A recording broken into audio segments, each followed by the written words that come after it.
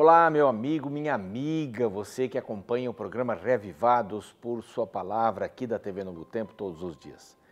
É uma alegria podermos estar juntos, estamos numa nova fase da TV, grade nova, programas novos, estamos num novo horário com mais tempo, meia hora de programa Reavivados. Estamos praticamente abrindo aí a grade todos os dias, para que você não perca nada. Nós temos no YouTube todos os programas anteriores. Se você perdeu aqui na TV algum programa, não tem problemas, não temos problemas com isso. Você vai lá no YouTube, nosso canal é Reavivados por Sua Palavra NT de Novo Tempo, aí você pode rever todos os programas, inclusive todos os livros, desde Salmos até Malaquias, com o pastor Fávero, que hoje está trabalhando lá no Paraguai como missionário. Um grande abraço para esse meu amigo. E também os programas que gravei a partir de Lucas 22 até agora, não é? Estamos no segundo capítulo do segundo livro de Samuel no Antigo Testamento. Não perca nada, vá até o YouTube, faça a sua inscrição. Também nós temos no Facebook, na página da TV Novo Tempo, a possibilidade de você nos encontrar. Em ambas as mídias, o programa vai ao ar à 00:01, tá? Compartilhe com seus amigos, vale muito a pena deixar alguém feliz por conhecer a Palavra de Deus. Estude a Bíblia com todo amor, todo carinho, todas as manhãs, é o melhor horário. Se você tiver outro horário, não tem problema, mas fixe um horário para que você tenha uma boa rotina no estudo da Palavra de Deus. Uma rotina não vai ser uma rotina de coisas chatas, né? Porque cada dia é um capítulo novo, uma história nova, lições novas. Você estuda, arruma sua cama, toma de jejum, faz os seus exercícios e saia para ser Jesus para as pessoas. Nós estamos num ambiente novo aqui, o UNASP de São Paulo, aqui na estrada de Itapecerica, nos acolhe com muito amor, com muito carinho. É um lugar que fala muito ao meu coração, especialmente. Eu estudei aqui, minha esposa também, e milhares de alunos estudam aqui todos os dias e não recebem apenas a informação secular, não é, das ciências, mas também recebem a Palavra de Deus em gotas muito gostosas que modificam sem dúvida nenhuma a vida e as decisões. Neste momento agora nós vamos acompanhar um pequeno vídeo, né, um pequeno trabalho, uma ilustração dos nossos parceiros que visa, de uma maneira muito agradável, passar uma ou duas lições do capítulo em questão todos os dias. Um abraço para aqueles que nos favorecem com esta parceria e eu tenho certeza que você vai gravar algumas coisas muito importantes e pode compartilhar o programa, e dentro do programa estarão essas bonitas imagens que você vai ver a partir de agora. Abraham Lincoln foi o 16º presidente dos Estados Unidos, posto que ocupou de 4 de março de 1861 até seu assassinato em 15 de abril de 1865. Foi durante o seu mandato que aconteceu a Guerra Civil Americana, também chamada de Guerra de Sucessão. Depois de uma batalha sangrenta, o lado norte venceu em 1865 o lado sul, deixando um saldo de aproximadamente 600 mil mortos e metade do país devastado. Ao final da guerra, um jornalista perguntou a Abraham Lincoln se ele estava feliz com a vitória. Ele disse que não havia vitória ali. Como ele poderia ficar feliz com um campo de batalha com tantos corpos estendidos ao chão? De fato, quando uma nação briga contra ela mesma, não existe vitória real. Se a união traz a força, a desunião enfraquece. Veja o caso da Guerra Civil registrada no 2º capítulo de 2 Samuel. O texto descreve a unção de Davi como rei sobre Judá e o início do reino de Isbosete, filho de Saul, como rei de Israel. Com 2 reinos em uma mesma nação, a guerra foi inevitável. Abner e os homens de Saul lutaram contra Joabe e os homens de Davi. O exército de Davi saiu vitorioso. Foram 19 mortos de Davi contra 360 dos de Saul. Porém, no meio da carnificina, um inimigo olhou para o outro e percebeu que eles não deveriam estar se matando. Eles eram família. Veja a declaração de Abner no verso 26. Então Abner gritou a Joabe e disse: Consumirá a espada para sempre? Não sabes que serão amargas as suas consequências? Até quando te demorarás em ordenar ao povo que deixe de perseguir a seus irmãos? A guerra foi interrompida quando eles perceberam que não eram rivais, mas irmãos. Cada vez que um soldado matava o outro, ele estava diminuindo a sua própria família. Sabe, eu creio que ainda hoje os grandes conflitos da humanidade surgem por esta falta de senso familiar. Se nós olhássemos para o outro como parte da minha família, não teríamos a sede de destruí-lo. Se cremos em Deus como nosso Pai, precisamos crer que o meu próximo é parte da minha família. É por isso que o cumprimento mais comum nas igrejas cristãs é chamar o outro de irmão.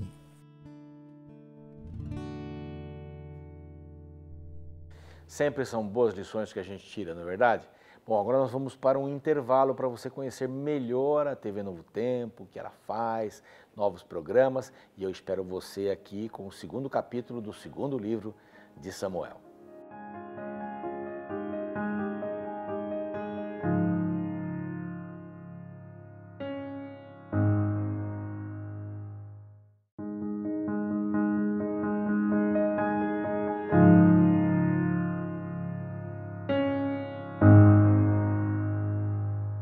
Muito bem, vamos agora ao estudo deste capítulo.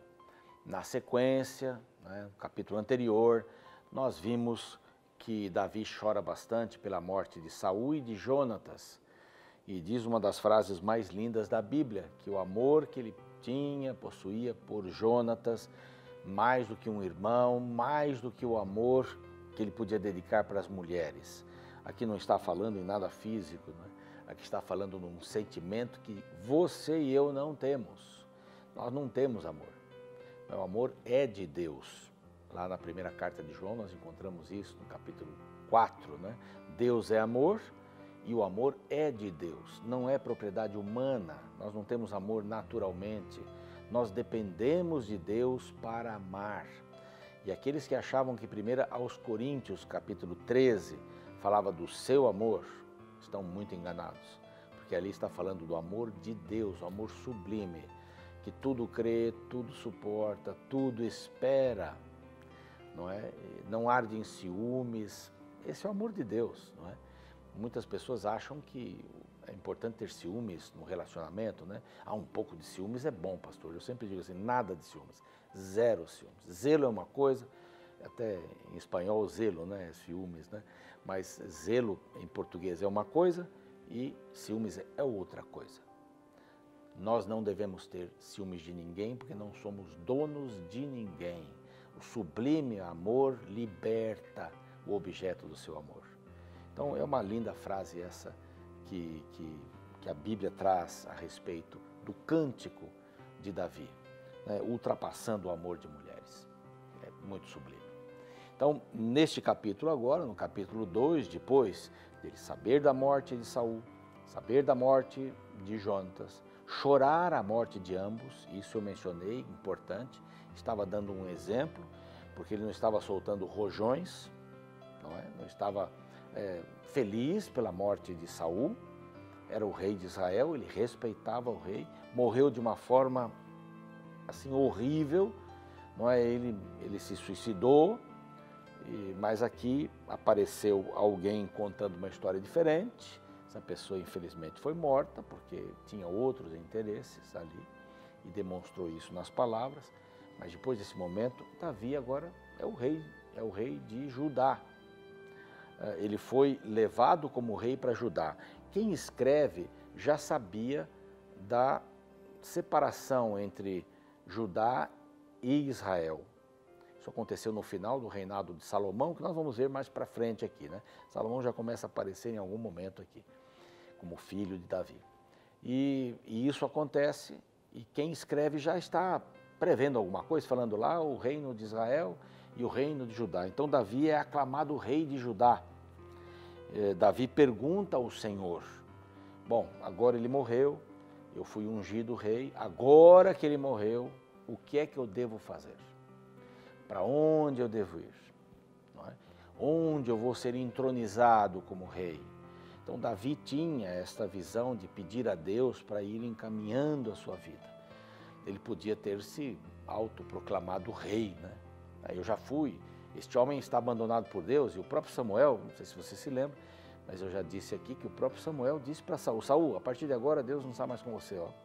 Você foi tão longe, você quer ser Deus, então seja Deus e mostre as consequências dessa sua divindade que você adquiriu agora sendo rei.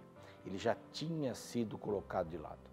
Era então um momento de Davi, bom, eu sei disso, tá bom, olha gente, é o seguinte, ele está colocado de lado, agora é minha vez.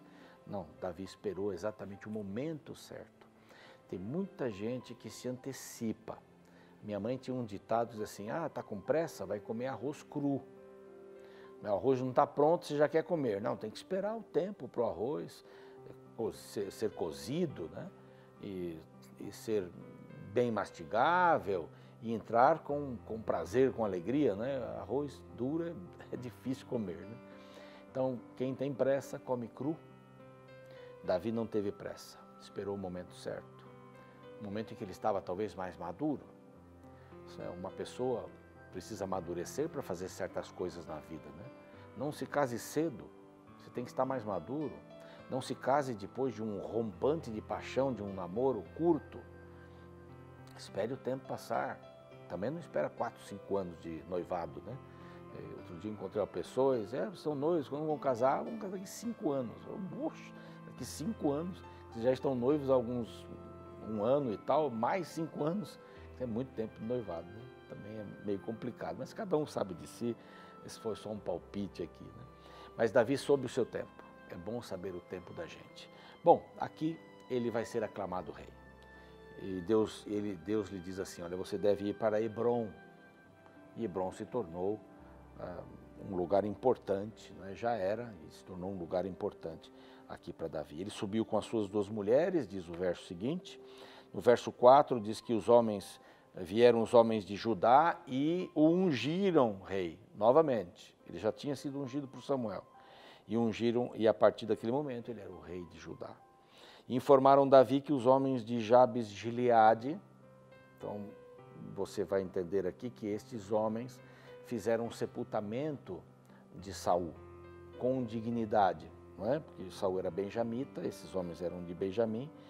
Então Davi enviou mensageiros aos homens de Jabes de Gileade, e aqui ele mostra novamente a sua nobreza.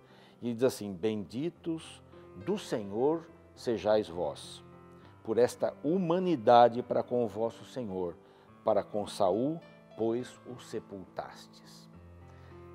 Na realidade, Davi não queria menosprezar este rei de Israel, porque foi ungido por Deus. Errou, fez um monte de coisas erradas, mas vocês foram muito justos em irem e sepultarem a Saul dignamente. Que vocês sejam benditos. É uma situação tremenda essa de Davi, né? Em que ele consegue olhar para um inimigo e amar esse inimigo. Então, em outras palavras, né? Você quer ser meu inimigo? Tudo bem, eu não posso impedir isso, mas eu não vou ser seu inimigo. Não adianta, eu não vou ser o seu inimigo. Você vai me fazer mal, mas eu não vou tomar veneno para você morrer. Pode ficar tranquilo. Eu não posso mudar as suas ações, eu posso mudar as minhas. Eu posso mudar as minhas com o apoio de Deus. Eu posso amar um inimigo. E a palavra de Deus diz, no Novo Testamento, né? Amai os vossos inimigos. Bendizei os que vos maldizem.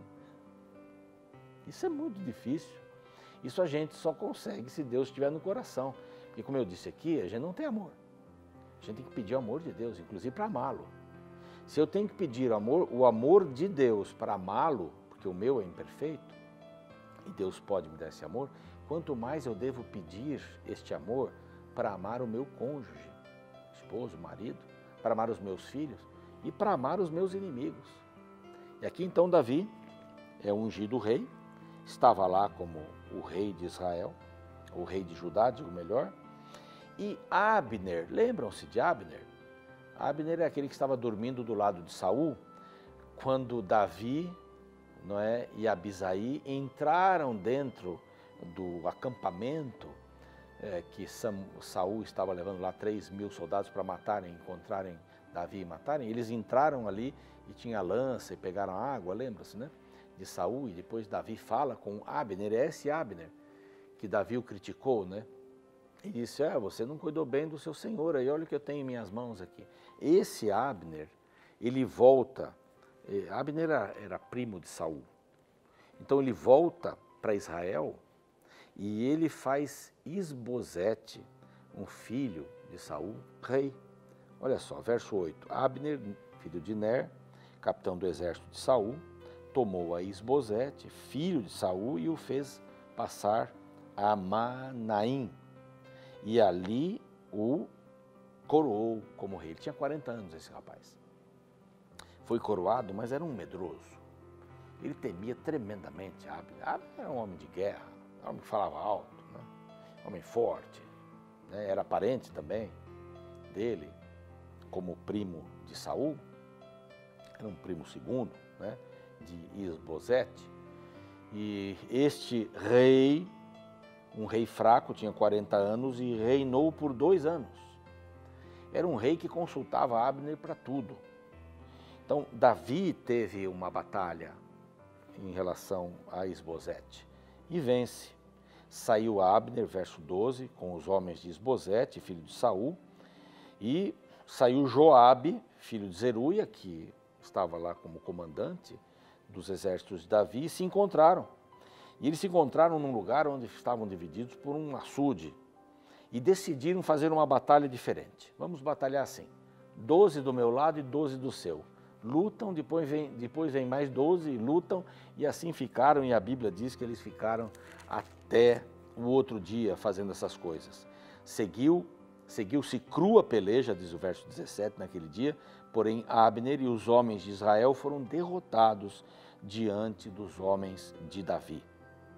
Bom, agora Abner foge, Abner foi derrotado, né, está fugindo, e um dos irmãos de Joabe, que era o comandante de Judá, né, no caso aqui do rei Davi, tinha 3 irmãos, tinha mais 2 irmãos, o Abisaí, que nós já falamos, que acompanhou Davi lá para um arraial dos soldados de Saul e pegou a lança e a bila de água e tal, e Azael. E esse Azael aqui, um comentário do verso 18, diz que era um homem ligeiro de pés como gazela selvagem, corria muito, e enquanto Abner fugia, Azael fugia ou corria atrás dele, e corria muito, e estava por alcançá-lo. E por mais de uma vez, Abner, ao perguntar quem era e saber quem era, disse assim, olha, vai para trás que eu vou te matar. Você não vem correndo atrás de mim, você está muito perto, eu vou acabar com a sua vida. Você vai para trás, você não me acompanha. E esse não parava, né? Também foi imprudente. Correndo, sabia correr, é o que sabia fazer. Agora vai atrás de um homem muito experimentado em guerra. Chegando próximo, esse lhe diz, oh, você para porque senão eu vou matar você. Foi imprudente. A imprudência é uma coisa que pode criar a morte, e criou a morte aqui nesse momento. E ele voltou-se para trás, esfaqueou, ele morreu. Né? Colocou a espada no seu abdômen, como diz a Bíblia, e ele morreu. Azael morreu, Azael, irmão de Joabe. E aí vai criar uma disputa, uma inimizade muito grande entre Abner, o comandante de Saul, que agora é comandante de Isbosete, e Joabe, que era o comandante de Davi. Bom, a guerra continua, Joabe persegue os soldados e os homens de Abner, os alcança, vários são consumidos pela espada e eles lutam um dia inteiro e vão lutando pela noite, até que o Abner diz assim, escuta, ô Joabe, vamos parar com isso, será que não tem uma pausa para a guerra? E o dizer de Joabe foi muito engraçado. Ele diz assim, mas olha, foi bom você ter avisado, porque eu nem tinha percebido, eles iam lutar até amanhã cedo. A guerra foi muito longa e eles não paravam. Mas aqui tem até uma lição sobre, às vezes, as batalhas que a gente tem, não para nunca, né? Um casal, por exemplo, discutindo sobre alguma coisa e vai, tem hora de parar, né? Tem hora que não dá mais, tem hora que não tem mais, os insultos vêm. E há uma coisa chamada síndrome psicobiológica, que entre relacionamentos, né, humanos, né, casais, isso acontece bastante. Eu digo uma palavra alta, né, ou falo alto, grito. Meu próximo passo é dizer uma palavra ofensiva. Essa é a síndrome, eu sempre vou fazendo mais. É a mesma síndrome do namoro, né? Você dá a mão, já deu a mão, agora é abraçar. Abraçou, já abraçou, agora é o outro passo e vai. Assim não para mais, se não tiver um controle. Mas os casais estão discutindo e vão e discutem. gritam, xingamentos ofensivos, não é? E depois vem empurrões, aí vem tapas, atirar objetos, aí uso de arma branca, arma de fogo, não para, vai num crescendo. E aqui o conselho foi sábio de Abner, não, vamos dar uma parada, porque a gente está indo para lugar nenhum aqui. E às vezes a discussão de um casal, de amigos, uma discussão até comercial, não vai para lugar nenhum, é hora de parar, dizer assim, olha, vamos dar um tempo, amanhã a gente continua conversando, desculpe, a gente continua conversando e a gente termina. E foi o que aconteceu, eles pararam, a batalha voltou, eles continuaram no outro dia e continuaram mais. E o capítulo 3, que faz parte do capítulo 1, nós vamos depois repeti-lo, mas ele faz parte, né? A Bíblia não foi escrita em capítulos, né? Foram colocados depois, mas o contexto é lá de cima. E diz aqui, durou muito tempo a guerra entre a casa de Saul e a casa de Davi. Então, reinos divididos. Durou muito tempo. Só que com um detalhe, Davi ia se fortalecendo, porém os da casa de Saul iam enfraquecendo. Iam enfraquecendo. E aí o próximo capítulo vai falar um pouquinho sobre isso. Eu gostaria de orar um pouco com você. Gostaria que você orasse, agradecesse a Deus, fizesse seu pedido. E eu gostaria no final de orar, e depois você vai ficar com um clipe musical para reafirmar algumas crenças espirituais. Pai querido, ouve agora a oração destes teus filhos e filhas. Você pode falar um agradecimento a Deus.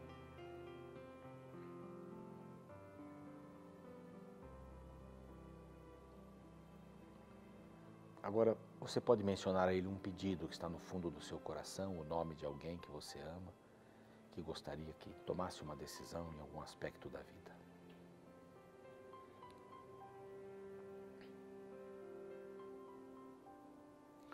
Ó Pai querido e eterno, o Senhor que vê as nossas batalhas aqui na terra e que entende que há coisas tão pequenas e estamos buscando resolver problemas tão pequenos com batalhas tão grandes. Estamos usando um canhão para matar um mosquito. O Senhor nos ajude a entendermos o que significa termos bons relacionamentos com as pessoas, perdoarmos, termos misericórdia, assim como o Senhor tem para conosco. Ensina-nos através da Tua palavra todos os dias e dá-nos a alegria de andarmos com Cristo em nome dEle. Amém. Muito bem. Encerramos esse capítulo e eu espero você amanhã. Fique agora com o clipe.